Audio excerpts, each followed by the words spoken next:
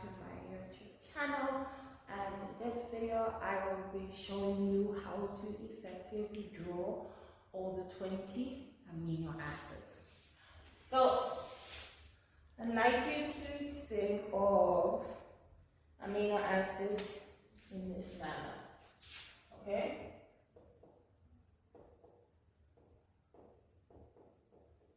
See, in amino acids, all amino acids contain what we call the general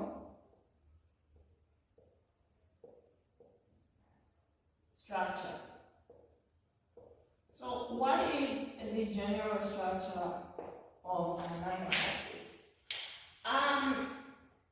Essentially, I'll give it to you in this manner. I'd like you to imagine this family here. This is a father, this is a mother, and these are two children. Now I want you to imagine that this family, they are all called the bandas. Now, if you are in a banquet hall, okay, and you say, may the bandas please rise, all the bandas will respond. But, for instance, let us say, his name is Anthony Banda. If you say Anthony Banda, only Anthony Banda is going to respond. So now, what I want you to understand about amino acids is that they all have the same general structure, which I like to nickname as the last name, okay? The only thing that differs is their first name, which we call a functional group, okay? So now that we know this information, we can kind of like try to have an idea of what the general structure of an amino acid actually looks like. So, in the general structure of an amino acid, okay, we will start with the carbon atom. Now, this carbon atom is what we call the alpha carbon. It is called an alpha carbon because it is bonded to 4 different groups, okay? So what are these 4 different groups of an alpha carbon? Remember that an alpha carbon can only hold a total number of 4 bonds, okay? So let's have a look at the 4 different groups that a carbon atom is attached to. So remembering it can only hold 4 bonds, we've got 1, 2, 3, 4. So this carbon atom is attached to a hydrogen atom, okay? It is attached to a carboxylic group, okay?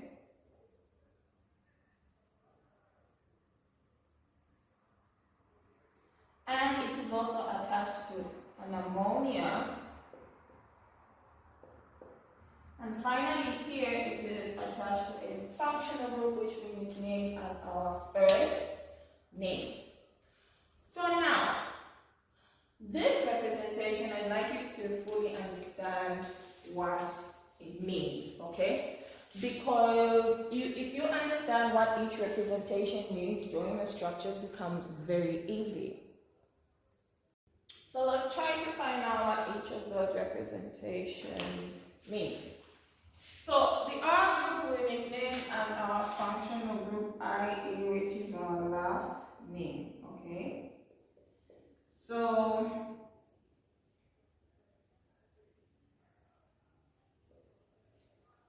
for this, okay, a carbon atom can hold a maximum of 4 bonds. So if we count the bonds together again, we have 1, 2, 3, and 4.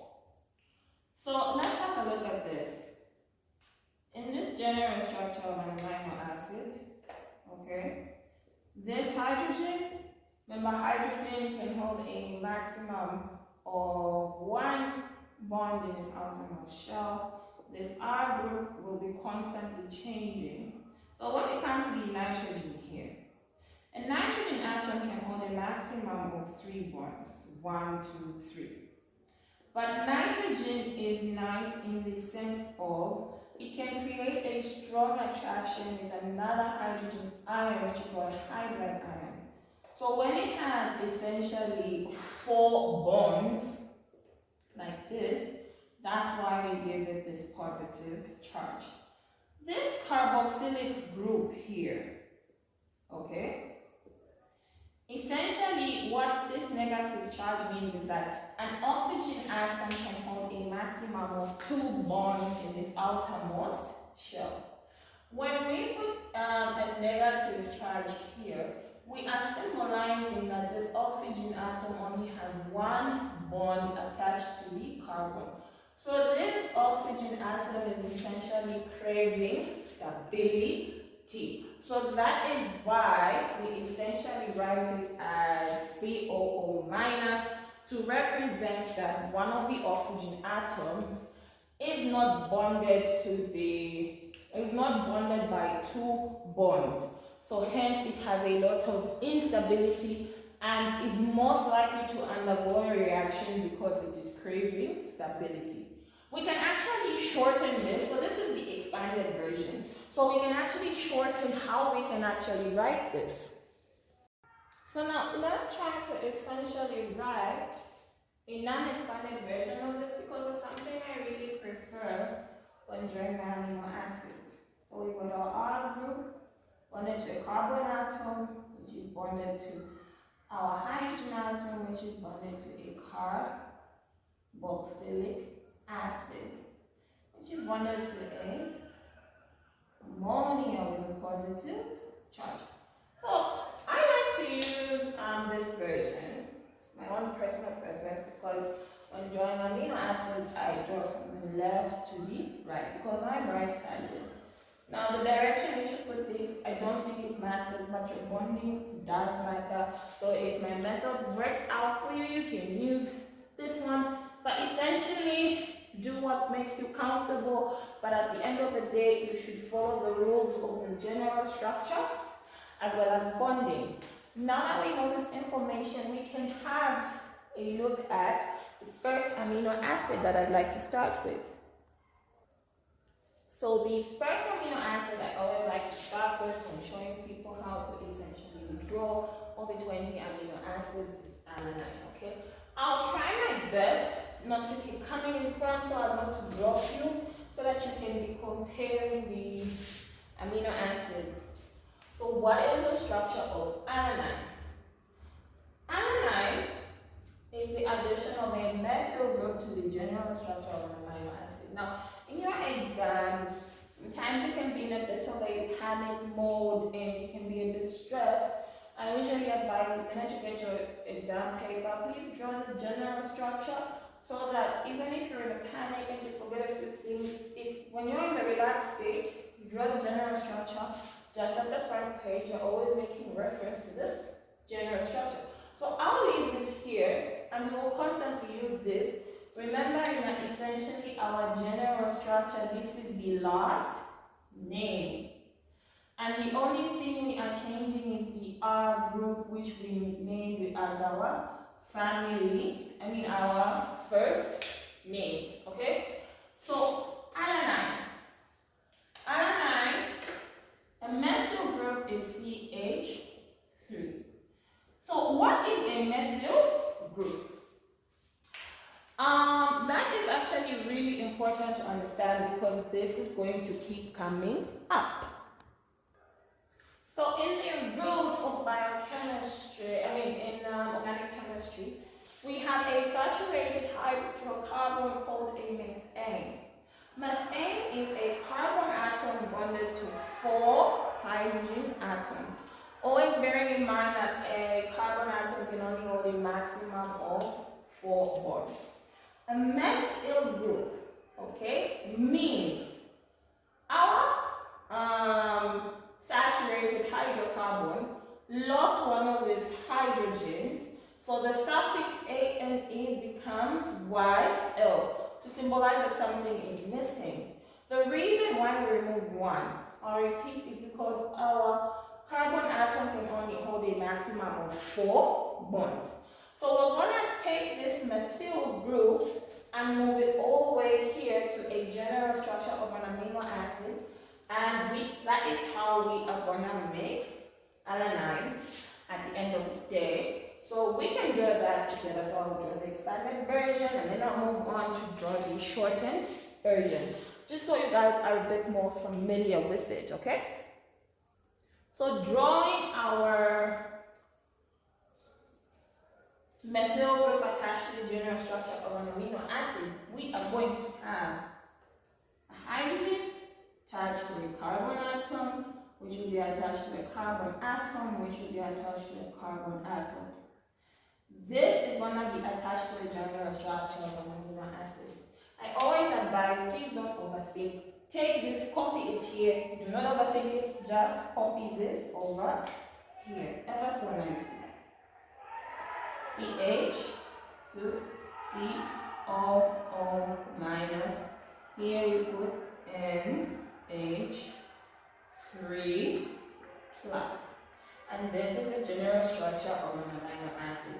We can actually shorten how we draw our alanine. And we can write it as CH3 to CH to COO minus 2 NH3 plus. This is essentially the exact same thing. The only thing is I'm just representing the expanded version, just in case some of you are not familiar with the organic chemistry of it all. And now we can move on to the next amino acid. So the next amino acid I always like to have a look at is phenylalanine. So I'll put alanine here so that you can keep comparing. Alanine is the only amino acid you need to know. And once you know alanine, essentially, you have known all the other amino acids, and I will show you how. The name phenylalanine is just alanine and you added phenyl. So phenylalanine is the addition of a phenyl ring to the methyl group of alanine. So what does a phenyl ring look like? A phenyl ring essentially is a hexagon. And if you remember very well, a hexagon has got 6 sides, okay? So we've got this very nice hexagon. Now let's count. 1, 2, 3, 4, 5, 6. Now the thing is, this phenyl ring, in as much as it's a hexagon, this is incomplete because our hexagon is going to have double bonds on the inside. How do we draw the double bonds? First, you draw this, and remember that in organic chemistry, these curves are the carbon atoms with subsequent hydrogen atoms attached. If you are not familiar with that, you can just leave me a comment down below and I will make a representation on that. But all you need to know is that this is a carbon atom, carbon atom, carbon atom, carbon atom, carbon atom, carbon atom, and all these are bonded to hydrogen atoms. So how do we put the double bonds inside a phenyl ring? I like to call it a skip rule. You put one bond there, you skip this one, put another bond there, you skip this one and put another bond there, and you've made your phenyl ring. So you are going to take this phenyl ring and attach it to alanine, okay? So how do we attach it to alanine? First, draw your phenyl ring here. Now, there's a reason why I left the methane and the methyl here, because I always want to make reference. This alanine is CH3. 3 hydrogens plus the bond to the carbon makes it 4. Meaning the alanine is saturated. It can no longer accept any more atoms. So in order for us to attach our phenyl ring, we're going to remove one hydrogen from this carbon atom of the methyl group of alanine to add our phenyl ring to the methyl group of alanine in order to make phenylalanine. Essentially, what's going to happen is to create space for our phenyl ring, our CH3 is going to become CH2. So that's what we're going to do here. So now you attach it to CH2. And then finally what you're going to do is you are going to attach it to the general structure of an amino acid. So all you are going to essentially do is just copy what you drew on alanine over there, okay? And you have represented phenylalanine. We can now move on to the next amino acid. So the other amino acid I'd like to look at is tyrosine. So tyrosine is a derivative of phenylalanine, but that's the topic for another day. But the other name for tyrosine is hydroxyphenylalanine. All you are going to do is add a hydroxyl group to phenylalanine on this carbon here, and the hydroxyl group is represented by OH. So you take this, put it here, and you have made hydroxyphenylalanine. Do not stress, take this, copy it here. That's all you are going to do. So we just put in here OH. We write it like this because the oxygen atom has to bond with our carbon atom. And then from here, after you draw your OH, you now draw your phenylalanine. And you have now produced hydroxyphenylalanine.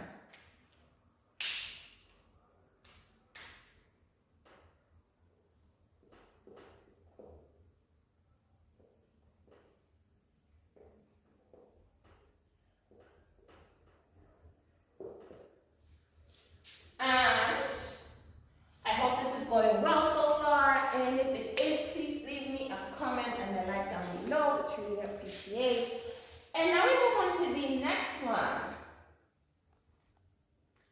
So the next amino acid we are going to have very nice look at, we're going to call aspartate. So what is the structure of aspartate? Aspartate is just the addition of a carboxyl group onto the methyl group of alanine. So alanine, if you know it, half of the problems are solved.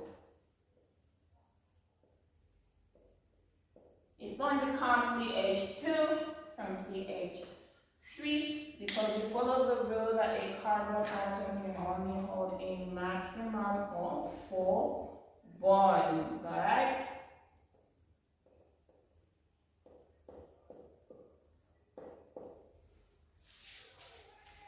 So now, after aspartate, we can look at glutamate, okay? So what is the structure of glutamate? Glutamate is an addition of CH2 on aspartate. That's all it is. So aspartate has got 1 CH2, glutamate will have 2, and you have made glutamate. That's all it is. So here you put CH2. That's number 1, number 2. And then now you attach it to the general structure of an amino acid. I hope now you can appreciate that just know the general structure and know alanine, and from there you can begin to practice it with ease. So now, you have a look at another one which I like to go in sequence. We can look at asparagine. So what is the structure of asparagine? Asparagine and aspartate are essentially sisters. If we expand aspartate over there, we're going to see something really nice about asparagine. So what I've done here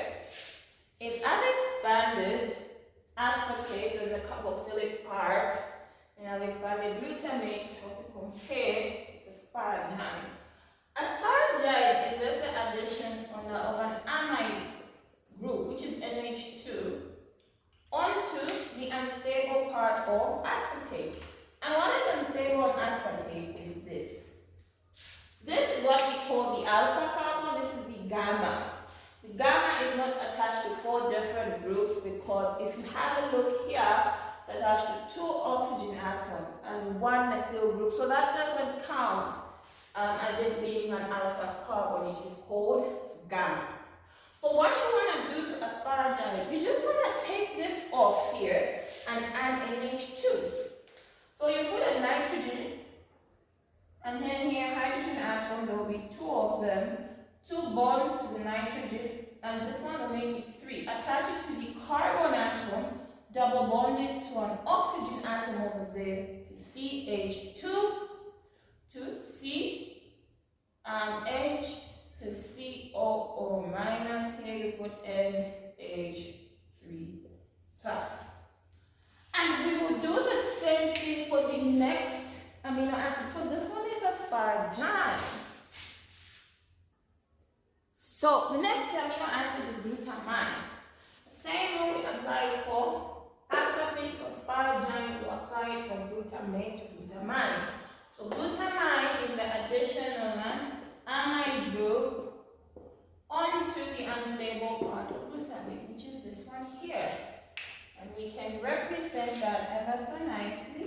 NH2 to C, double bond O to CH2, 2 of them, 1, 2, and finally, as usual, attach it to the general structure of an amino acid.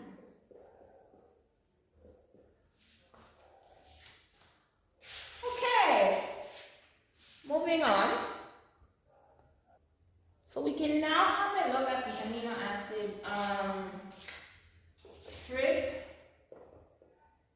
tryptophan.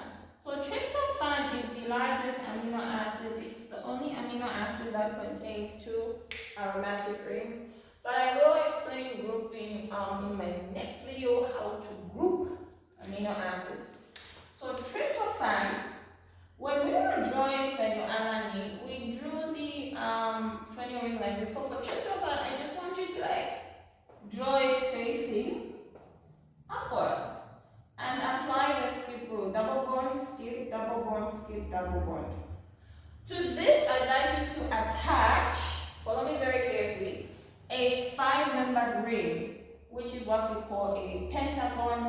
Okay, a pentagon. So we're going to attach an upside down pentagon.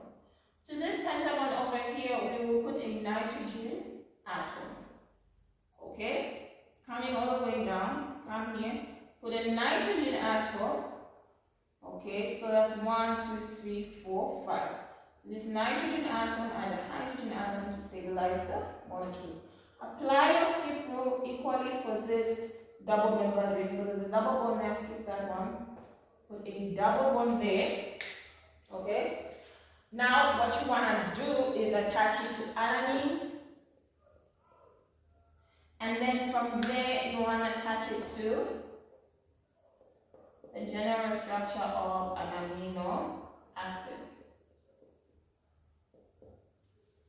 And you have tryptophan. So now we can look at proline. So proline is not considered an amino acid, it's considered as what we call an amino acid.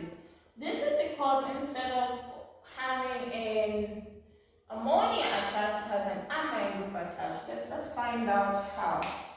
So what happens here for proline is what it has is NH2 instead of NH3. So this nitrogen is bonded like at the edge of a 5-membered ring, which we know is a pentagon, but we call it in science an imidazole ring. Now this imidazole here, we're gonna come here and say COO minus. the general structure of this amino acid. And if that confuses you, we can like confirm it. So this is a carbon atom. So how many carbon atoms do we have? 1, 2, 3, 4. So there are 4 carbon atoms. So we'll represent 4 carbon atoms there. This is number 2. This one is number 3. That's gonna come here.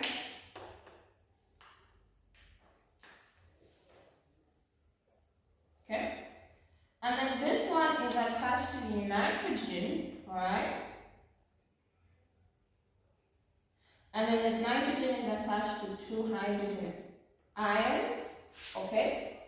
Then when we come over here, we add another bond. We add another carbon atom. And then we are going to essentially add another bond like that. So when we do this, this carbon atom is bonded now to the carboxylic group here.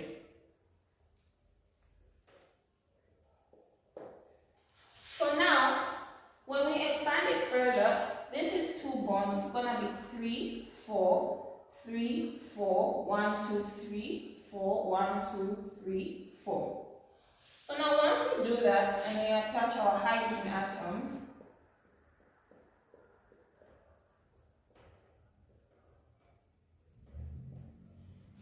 this nitrogen is attached to how many bonds? 1, 2, 3, 4. That's what essentially gives it the positive charge, okay? But they can't be any like 3 hydrogen ions because it's only capable of attracting 1 hydrogen hydride ion. So it can't attract more than 1. That is why there is a positive charge. So if we check NH, NH, CH, CH, COO minus, COO minus. So proline falls under amino acids because it fits the criteria, because it has carbons to correspond for it, but it's not considered an amino acid, but an amino acid. And we will get into detail of proline when we look at higher structures of proteins. So the next amino acids I'd like to look at are the basic amino acids. Something that's always helped me to understand how to write the basic amino acids is the mnemonic her leggings are basic. The her leggings are basic basically tells you which amino acids are basic. So her leggings are means histidine, lysine, and arginine. So what does basic amino acids mean? For this amino acid, alanine, when we had the positive charge on the ammonia and the negative charge in the carboxylic group, they canceled each other out. Okay, the positive and the negative, and then produce no overall charge. Now the basic amino acids contain ammonia, NH3 plus, on the side chain, and that's what makes them basic, because of the positively charged ammonia. So what is the structure of lysine? Lysine is 3 methyl groups with CH2 that is not CH3. I'm not really sure if CH2 is called a methyl group. For the sake of understanding, let's call it a methyl group. Sorry. It is 4 methyl groups. When you see amino acids, it's likely to just think of 4 CH2s. It always applies, and we'll see how. So you put 1, 2, 3, 4. Okay? On the 4th one, attach it to the general structure of an amino acid.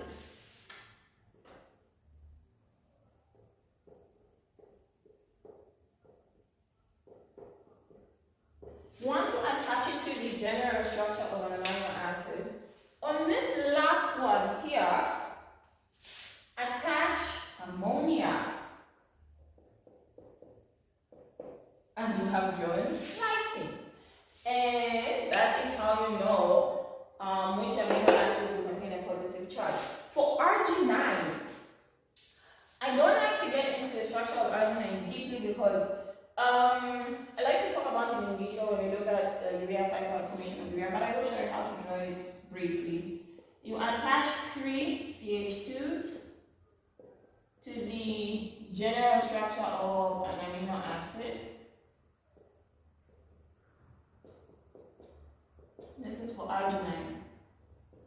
Here you attach a nitrogen atom and a hydrogen atom. You come here, attach it to a carbon atom. Here you say NH. 2 double bond NH2 with a positive charge. So this part here is ammonia. And that's why I'm saying I don't like to get into detail for arginine, but I will get into detail on it on the next video so that you guys understand the structure fully. So we can now have a look at histidine. Histidine is also basic, but certain books don't really show the charges. I don't show the charges here, but it contains 2 nitrogen atoms in its functional group. So how do we do it? Put a nitrogen here, attach a hydrogen atom, and then put a nitrogen here in parallel. I'd like you to attach these, alright, in a way that will produce 5 corners, 1, 2, 3, 4, 5, inside the pentagon. From there, I'd like you to just very so nicely put a double bond here and attach it to the methyl group of alanine. Okay, and then finally, you are going to attach it to the general structure of an amino acid. And you have drawn histidine. We can have a look at the amino acid valine.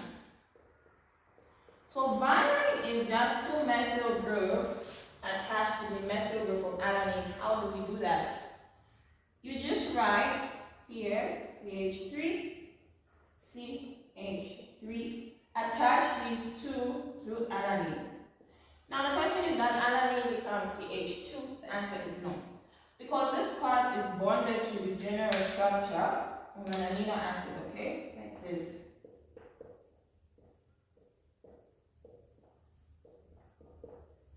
If we count the bonds, it's 1, 2, 3, 1, 2, 3, 4. Valine, methyl group of alanine is full. So it's CH2 methyl groups. And that is how we have made the structure of valine. So the next amino acid is leucine. We can compare leucine to valine. The thing is, leucine, next to the alpha carbon, attach a methyl CH2 to make leucine. I said, with the amino acid that start with alphane or 4 carbon atoms in their side chain. So what you're going to do is, you're going to put here it is leucine CH2. There it is CH, and then attach it to 2 methyl groups. Finally, here we attach it to the general structure of an amino acid. Alright? So now, what about isoleucine? The name should tell you isoleucine. Isoleucine is just an isomer of leucine. All you're going to do here is shift this here. And let's see what happens if we do that. What I want you to do is take this one. Do not represent how many hydrogen atoms are there. Attach it to the general structure of an amino acid to represent that the one you're looking at is that one over there, okay? So then from there, when you reach this point, you want to shift this one here, which is going to be CH3. And then these two come here, so it's CH to CH3. When we do this one has got 1, 2 bonds, 3. It's missing one more, so to give it one more, we're going to put NH like H2 to symbolize 4 bonds. This one is 1, 2, 3, 4. This one is 1, 2, 3, 4. This one, 1, 2, 3. The fourth one is the hydrogen atom, and we've represented isoleucine. So what about glycine? Glycine is just a hydrogen atom attached to the general structure of an amino acid.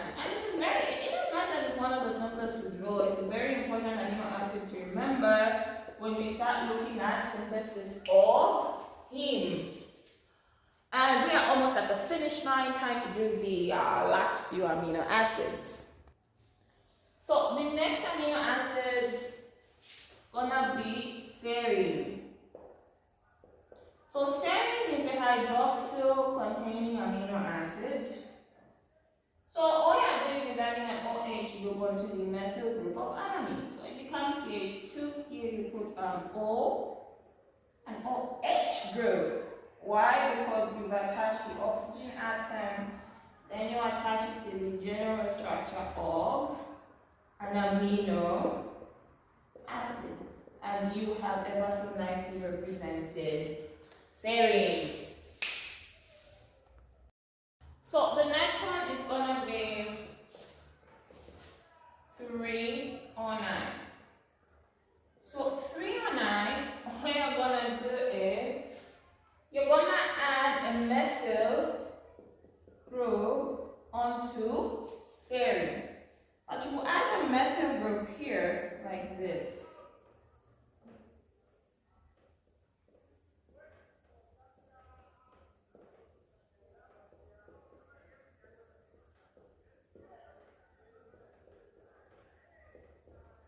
And you have represented 309. And we are left with 2 amino acids to complete our video on how to effectively draw all the 20 amino acids. So the next one is cysteine, which is our second last one. Cysteine is a sulfur-containing amino acid. So you're just attaching what we call a sulfur hydro group, which is the sulfur and the hydrogen bonded. You're taking this and attaching it to the methyl group of alanine.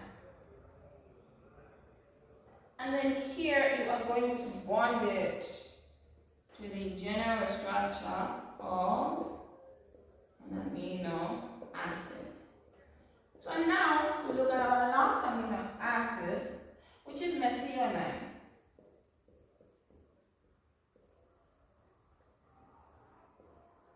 So now methionine, you always want to remember the meth means there's a CH3. Well, all I want you to do is this. To this sulfur, remove the hydrogen and put a methyl group. To this sulfur, maintain the methyl of the CH2. But the same thing we did for glutamate and aspartates, where in glutamate we added 1 more of these. We're going to do the same thing here by adding 1 more to methionine. So the name methionine tells you that it's a methyl group, but because these two are sisters essentially, and you see that when we're talking about catalyzing of amino acids, you're going to now attach this to the general structure of an amino acid. And guys, that completes our videos on how to draw all the 20 amino acids. Thank you so much for watching. I truly appreciate all of you. And I will see you next time for my next video.